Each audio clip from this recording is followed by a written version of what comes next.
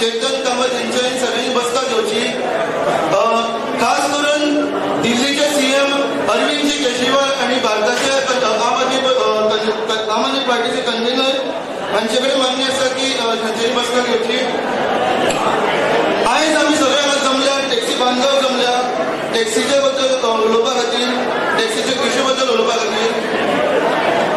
हाचे बद्दल सगळं ब्रिफींग दिवपा खातीर हांव मागता बाबू नानस्कर हांचे कडेन तांच्यानी ब्रिफींग दिवची.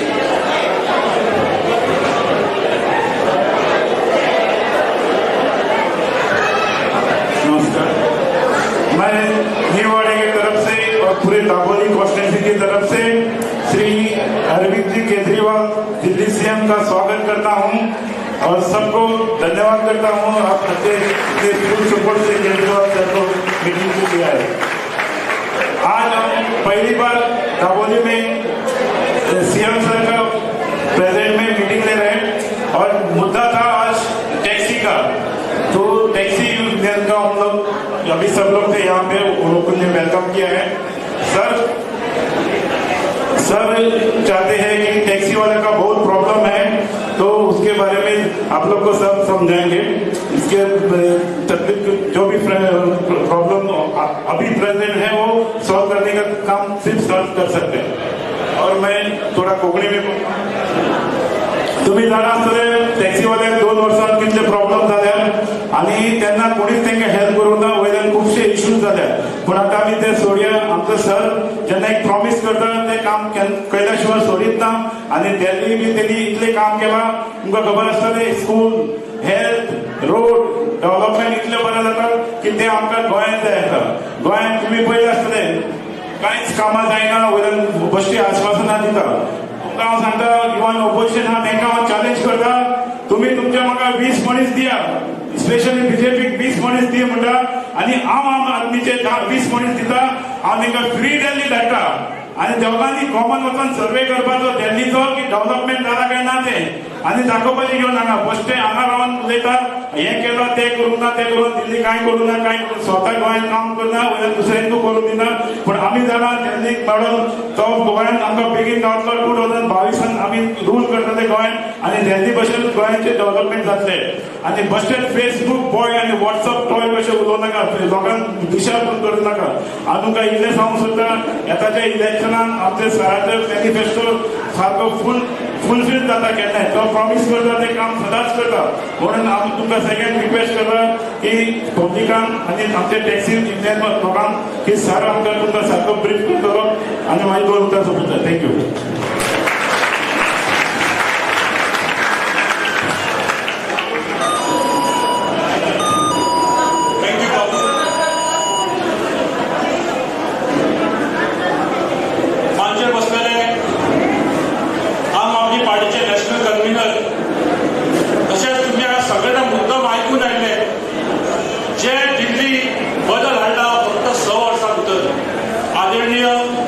श्री अरविंद केजरीवाल जी हांच्या मांचेर दापोली स्वागत आसा.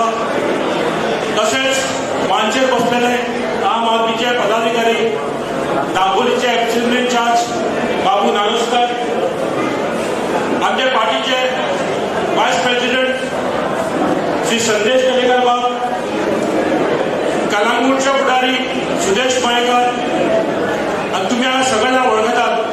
All Goa taxi owner association हाजे अध्यक्ष आसा, पदाधिकारी आसा श्री चेतन कामत, हाजे उजव्या बाजूक आसा पार्टीचे वायस प्रेसिडेंट बाब वेलजी लेगेस आणि फुडारी कुट्टी गांवकर, म्हणजे पत्रकार भाव. आणि हांगा सगळे जमले तुम्ही टॅक्सीकार, तुमचे परिवार, तुमची फॅमिली, तुमच्या सगळ्यांचे या प्रेस कॉन्फरन्साक स्वागत आसा. टॅक्सीकार हे भाव जे आसा आमचे, हे फॅमिली जे आसा ते एक इम्पॉर्टंट भाग आसा गोंयचो टुरिझमचो. 40% आमची इकॉनॉमी आसा ती ऑलमोस्ट टुरिझमचेर आसा. गोंयांत पयलीं एअरपोर्टार दिवं, बस स्टँडार दिवं, रेल्वे स्टेशनार दिवं, पयलीं मेळटा तो टॅक्सीकार भाव म्हणून. आनी ते टॅक्सीकार भाव बरी सर्वीस दिता म्हणून गोंयचें टुरिझम वाडत आयिल्लें आसा आनी वाडत वतलें. इतलें ते बरें सर्वीस दिता, कटिया सर्वीस दिता. पण खंय ना खंय इतले सरकार आयले, बीजेपीचे, काँग्रेसचं तांकां केन्नाच टॅक्सीकार भाव जी सर्वीस दिता ती समजून घेतली ना. ताका तरेतरेची बदनाम करपाचो प्रयत्न जालो, टॅक्सी माफिया म्हणले गेले, तांकां तोडपाचो प्रयत्न केलो. आनी आज आम आदमी पार्टी ह्या मंचा वयल्यान तुमकां जे तोडगो आसा, जे सोल्युशन आसा तुमकां सगळ्यांक एक हाडपाक जे श्री अरविंद केजरीवाल मांडटले. कित्याक गोंयचे ट्युरिस्टांक फुडें व्हरपाक तुम्ही सगळे टॅक्सीकार भाव एकजूट रावपाक जाय. फूट तरेतरेचे लोकांक फूट घालतले, बट ते सगळे बाजू करून एकजूट रावन आम आदमीची गॅरंटी दिता ती म्हाका आतून तुम्ही सगळे जाण वाट पळयता. हांव चड वेळ घेना, श्री अरविंद केजरीवाल कडेन फुडली औपचारीक करपाक सांगता. श्री अरविंद केजरीवाल कायंडली एड्रेस करून.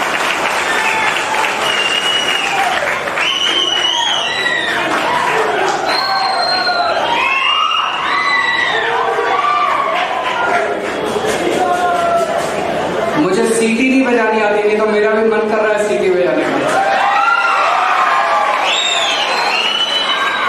कैसे हैं आप लोग? बढ़िया. अभी 1-2 दिन पहले आप में से कुछ टैक्सी ड्राइवर दिल्ली आए थे. दिल्ली आकर उन्होंने हमारे स्कूल देखे, अस्पताल देखे, उन्होंने वहां के ऑटो टैक्सी वालों से बात की. गोवा के टैक्सी वाले दिल्ली आए थे, उन्होंने वहां के टैक्सी वालों से, ऑटो वालों से भी बात की. फिर वो मुझसे मिलने आए, मैं उनसे मिला, मेरे घर पे आए थे मिलने के लिए. कल जब मैं गोवा आया तो फिर उनसे दोबारा मुलाकात हुई. मुझे दिल्ली के अपने पुराने दिन याद आ गए, जब दिल्ली में हम ऑटो वालों के साथ, दिल्ली के ऑटो वालों के साथ, टैक्सी वालों के साथ मिलकर लड़ाई लड़ा करते थे. गोवा के टैक्सी वालों ने बताया मुझे कि सर, हमें यहाँ पे पॉलिटिशियन लोग टैक्सी माफिया बोलते हैं, हमारे को इंसल्ट किया जाता है, हमारे से बिना पूछे पॉलिसीज बना दी जाती हैं, हमारी ढेर सारी समस्याएं, हमारी कोई सुनवाई नहीं है सिस्टम के अंदर. ऐसे ही आज से 7 साल पहले दिल्ली में जब आम आदमी पार्टी की सरकार नहीं बनी थी, दिल्ली के ऑटो और टैक्सी वालों का भी यही हाल था. दिल्ली के ऑटो और टैक्सी वालों को भी बोलते थे ऑटो माफिया आएंगे, टैक्सी माफिया आएंगे. कोई उनके साथ, कोई पॉलिटिशियन ऑटो वालों के साथ खड़ा नहीं होना चाहता था, कोई पॉलिटिशियन टैक्सी वालों के साथ खड़ा नहीं होना चाहता था. उनको लगता था जनता नाराज हो जाएगी. एक दिन मैंने टैक्सी वालों की ऐसी मीटिंग बुलाई जैसे आज मैं आपके साथ मीटिंग कर रहा हूं, और उसमें मैंने कहा कि मैं आपकी लड़ाई लड़ूंगा, मैं दिल्ली के ऑटो वालों की लड़ाई लड़ूंगा, मैं दिल्ली के टैक्सी वालों की लड़ाई लड़ूंगा. मैंने दिल्ली की जनता से कहा, मैंने दिल्ली के पॉलिटिशियंस को कहा कि आप इनको माफिया बोलते हो, अगर ये माफिया हैं तो इनके तो बड़े बड़े बंगले होने चाहिए, इनके तो बड़ी बड़ी गाड़ियां होनी चाहिए. ये जितना भी आप कहते हो कि गड़बड़ करते हैं, सारी गड़बड़ करने के बाद भी बेचारा एक झुग्गी के अंदर रहता है. एक छोटा सा अपने परिवार को भी नहीं पाल सकता एक टैक्सी वाला, 2 जून की रोटी भी नहीं कमा सकता एक टैक्सी वाला, इतना भी पैसा नहीं कमाता. ये माफिया कैसे हो गए? माफिया कौन है? माफिया पॉलिटिशियन है. माफिया वो लोग हैं जो सड़क के ठेके के अंदर 100 करोड़ रुपए कमाते हैं. माफिया वो लोग हैं जो वेंटिलेटर गड़बड़ करके, लोगों की ऑक्सीजन कमी करके लोगों की जान लेते हैं. वो पॉलिटिशियन माफिया है. माफिया टैक्सी और ऑटो वाले नहीं है. टैक्सी और ऑटो वालों के लिए तो जबरदस्ती ऐसा सिस्टम बनाया है इन पॉलिटिशियंस ने कि एक टैक्सी वाला, एक ऑटो वाला, उसे पुलिस को पैसे देने पड़ते हैं, उसे ट्रांसपोर्ट डिपार्टमेंट को पैसे देने पड़ते हैं, उसे 10 अफसरों को पैसे देने पड़ते हैं. अगर वो थोड़ी बहुत ओवर चार्जिंग ना करे तो उसका काम नहीं चलेगा. जब तक इस सिस्टम को नहीं बदला जाएगा तब तक हर ऑटो वाला चाहता है मैं ईमानदारी से काम करूं, हर टैक्सी वाला चाहता है मैं ईमानदारी से काम करूं, लेकिन पूरा का पूरा सिस्टम इन पॉलिटिशियन ने ऐसा बनाया है कि एक ऑटो टैक्सी वाला कुछ ना कुछ ओवर चार्जिंग करने के लिए मजबूर होता है. तो मैंने दिल्ली के ऑटो वालों को और टैक्सी वालों को साथ लिया.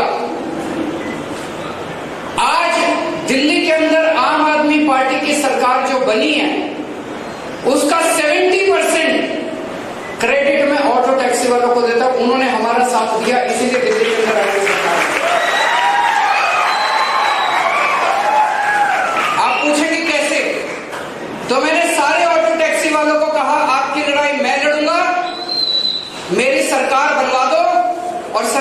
बनने के बाद आपका सारा सिस्टम मैं ठीक कर दूंगा। सारे दिल्ली के ऑटो वालों ने मिलके अपने अपने ऑटो के पीछे हमारा पोस्टर चिपका लिया फ्री में। उस पोस्टर पे मेरी फोटो थी और उस पे लिखा हुआ था इस बार चलेगी झाड़ू। पूरी दिल्ली के अंदर ऑटो घूमते थे, इससे अच्छा प्रचार नहीं हो सकता। और हर ऑटो वाला जो भी पैसेंजर सीट में बैठता था उसको बोलता था सर इस बार केजरीवाल को वोट देना, केजरीवाल अच्छा आदमी है, ईमानदार आदमी है। उन्होंने इतना प्रचार किया, ऑटो वालों ने घूम घूम के पूरी दिल्ली में इतना प्रचार किया, हमारी सरकार बन गई।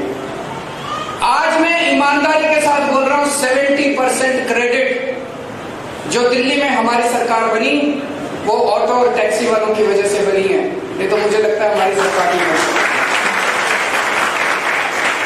सरकार बनने के बाद 7 साल में हमने ऑटो वालों के लिए बहुत कुछ किया, लेकिन जो सबसे बड़ा काम किया हमने उनको इज्जत की जिंदगी दी है। आज दिल्ली की सारी जनता आज ऑटो वालों से प्यार करती है, कोई अब उनको माफिया नहीं बोलता। सारे ऑटो वाले मीटर से चलते हैं, सारे ऑटो वाले ईमानदारी से काम करते हैं, ईमानदारी से काम करना चाहते थे, सिस्टम उनको मजबूर करता था बेईमानी करने के लिए। आज सारे ऑटो वाले ईमानदारी से काम करते हैं। क्यों? जितने कानून के अंदर गड़बड़ियां थी, जिसकी वजह से पुलिस वाले ट्रांसपोर्ट वाले पैसे लेते थे, हमने सारे कानून बदल दिए। हमने उनके फेयर बढ़ा दिए, किराया बढ़ा दिया कि वो ईमानदारी से काम कर सके। हमने उनका आरटीओ दफ्तर उनको जाना पड़ता था, हमने पूरा सिस्टम फेसलेस कर दिया। अब सब कुछ ऑनलाइन होता है। किसी भी ऑटो वाले को केवल फिटनेस के लिए जाना पड़ता है, अपना ऑटो लेके टैक्सी लेके फिटनेस के लिए एक बार जाना पड़ता है, और कोई काम कराने के लिए आपको किसी दफ्तर जाने की जरूरत नहीं है। सारा का सारा काम हमने ऑनलाइन कर दिया। एक अलग से टेलीफोन नंबर जारी कर दिया, अगर किसी ऑटो वाले को कोई दिक्कत हो उस पर फोन करो, आपका काम घर बैठे होता है, आपको कहीं जाने की जरूरत नहीं पड़ती। फिटनेस फीस जो है वो हमने ऑटो वालों की माफ कर दी है, कोई फिटनेस फीस नहीं देते, 0 फिटनेस फीस रखती है। बहुत काम किया। अभी कोरोना हुआ, कोरोना के टाइम में हमने पहली वेव आई 5-5 हजार रुपए, क्योंकि ऑटो टैक्सी वालों को काम खत्म हो गया था, उनके घर में बच्चे भूखे मरने लग गए थे। हर एक के अकाउंट में 5-5 हजार रुपए हमने दिल्ली सरकार ने डलवा दिए। दूसरी वेव आई, फिर से 5-5 हजार रुपए हमने उनके अकाउंट में डलवा दिए। पूरे देश में कोई सरकार नहीं है जिसने अपने ऑटो वालों के लिए 5-5 हजार रुपए डलवाए। मैं समझता हूं पूरे देश में अकेला पॉलिटिशियन हूं जो ऑटो वालों को अपना भाई मानता है, टैक्सी वालों को अपना भाई मानता है। दिल्ली के ऑटो वालों को इज्जत दी है हम लोगों ने। आज मैं आपके बीच में आया हूं। कल जब मैंने आपके टैक्सी के भाइयों से मुलाकात की तो उन्होंने भी वो इशारे की, हमें माफिया बोला जाता है, हमें सारा सिस्टम हमारे पीछे पड़ा रहता है। तो मैं आपके बीच में आपसे रिश्ता बनाने के लिए आया हूं। आज मैं आपके बीच में आपका एक छोटा भाई बन के आया हूं। आपसे पूछना चाहता हूं, भाई बनाएंगे मुझे?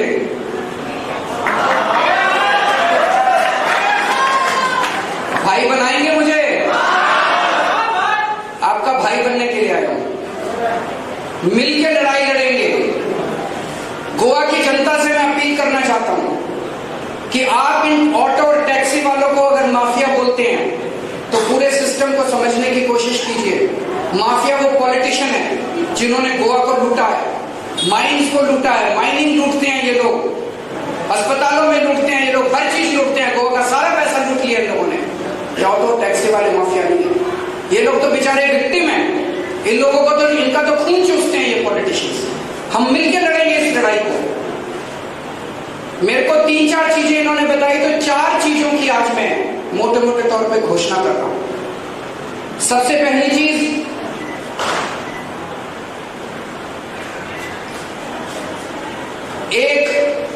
मुझे बताया गया कि सरकार पॉलिसी बनाती है, ऑटो टैक्सी वाले से पूछा नहीं जाता, ऐसी पॉलिसी बना दी जाती है कि जिसकी वजह से आप सब लोगों को बड़ी तकलीफ होती है।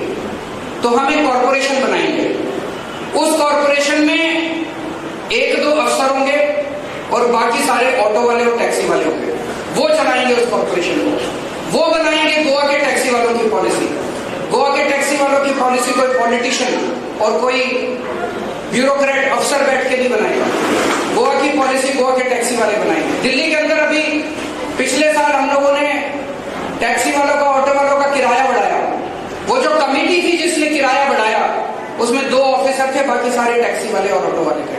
उन्होंने डिसाइड किया कि किराया क्या होना चाहिए। ऐसे ही कॉर्पोरेशन बनाएंगे तो ऐप होना चाहिए नहीं होना चाहिए ये आप तय करेंगे। रेट क्या होना चाहिए आपका, फेयर कितना होना चाहिए ये आप तय करेंगे। फेयर साल में कितनी बार बढ़ना चाहिए ये आप तय करेंगे। पूरे टैक्सी के पूरे सेक्टर को आप लोग डिसाइड करेंगे, टैक्सी के लोग डिसाइड करेंगे, कंप्यूटर डिसाइड करेंगे कि किस तरह से पूरे सेक्टर को गवर्न करना है। दूसरा, अगर किसी टैक्सी वाले का एक्सीडेंट हो जाता है, उसके इलाज का पूरा खर्चा गोवा सरकार देगी। उसका फ्री में इलाज करवाया जाएगा, उसके इलाज का पूरा खर्चा गोवा सरकार देगी। जैसे दिल्ली के अंदर हमने पूरा सिस्टम फेसलेस कर दिया, आपको ट्रांसपोर्ट डिपार्टमेंट में आरटीओ दफ्तर में जाने की जरूरत नहीं है। वही दिल्ली वाला सिस्टम गोवा में भी लागू करेंगे।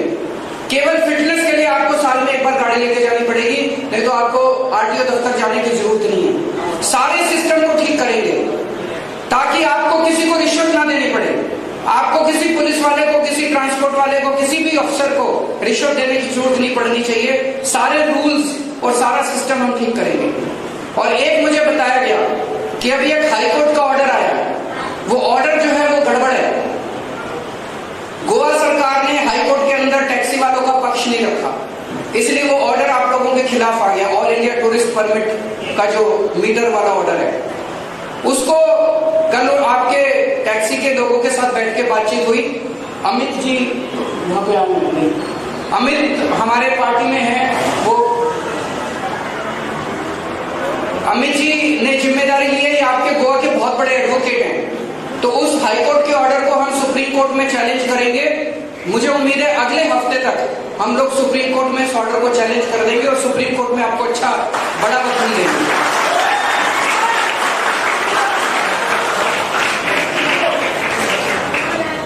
तो आज मैं आपके सामने देखिए, ये जो मैंने 4-5 बातें बोली है, ऐसा नहीं कि अब जिंदगी में कोई समस्या नहीं आएगी, और जिंदगी बहुत बड़ी है, जिंदगी में और भी नई नई समस्या आएगी। लेकिन जो मैंने अभी एक बात बोली कि आज से मेरा और आपका भाई का रिश्ता है, ये बड़ी बात है। जिंदगी में कभी भी कोई भी समस्या आएगी, मैं आपके लिए खड़ा हूं, मैं आपके साथ खड़ा हूं। तो जब भी कोई समस्या हो, मैं आपके साथ खड़ा हूं।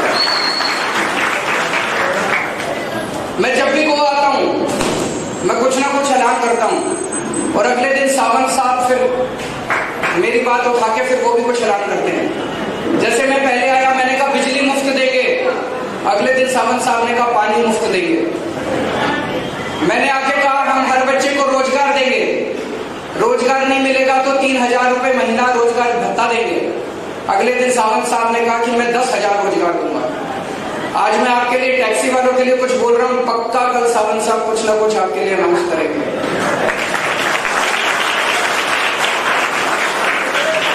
पक्का कल कांग्रेस भी कुछ ना कुछ ऐलान करेगी। इनके बहकावे में मत आना, ये बहुत झूठे लोग हैं। अभी ऐलान करेंगे क्योंकि चुनाव है, लेकिन केजरीवाल जो बोलता है अपने भाई के ऊपर भरोसा रखना। अब मिलके अपनी सरकार बनानी है कि नहीं बनानी है? अगली सरकार हमारी होगी कि नहीं होगी? अब अपनी ताकत दिखा दो। जैसे दिल्ली के अंदर ऑटो वालों ने, टैक्सी वालों ने मिलकर अपनी सरकार बनाई थी, गोवा के अंदर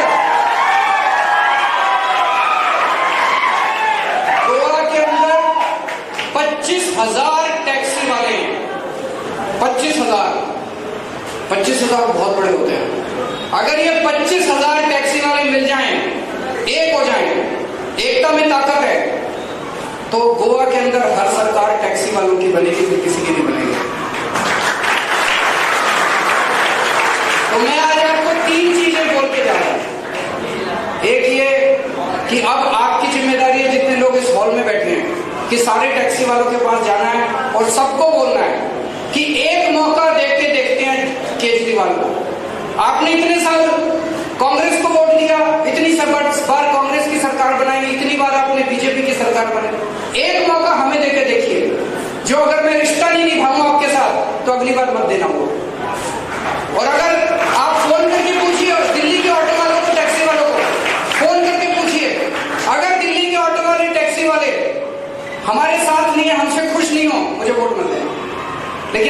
मौका दीजिए। इस बार 25,000 ऑटो की फैमिलीज, सबसे पहली बात सारी ऑटो की फैमिलीज को झाड़ू के ऊपर वोट डालना है।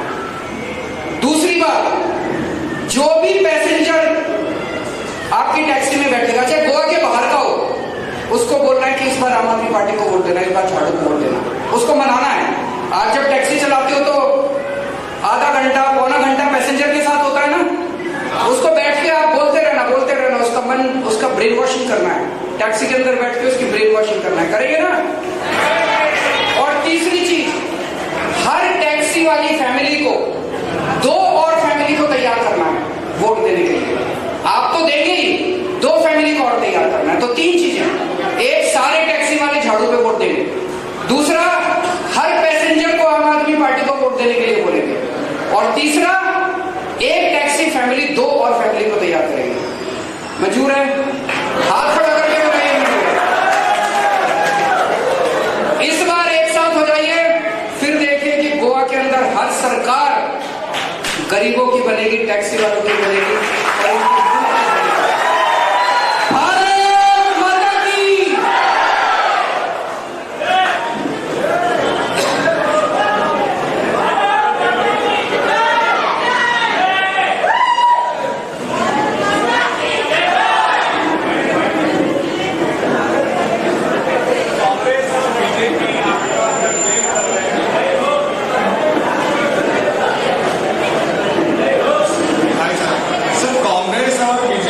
ऊपर ब्लेम कर रहे हैं कि लास्ट टाइम सीएम का भंडारी समाज और कैथलिक समाज का डेप्यूटी और सीएम का किया है, कास्टिज्म कर रहे होते हैं आप, गोवा में कास्टिज्म कर रहे हैं।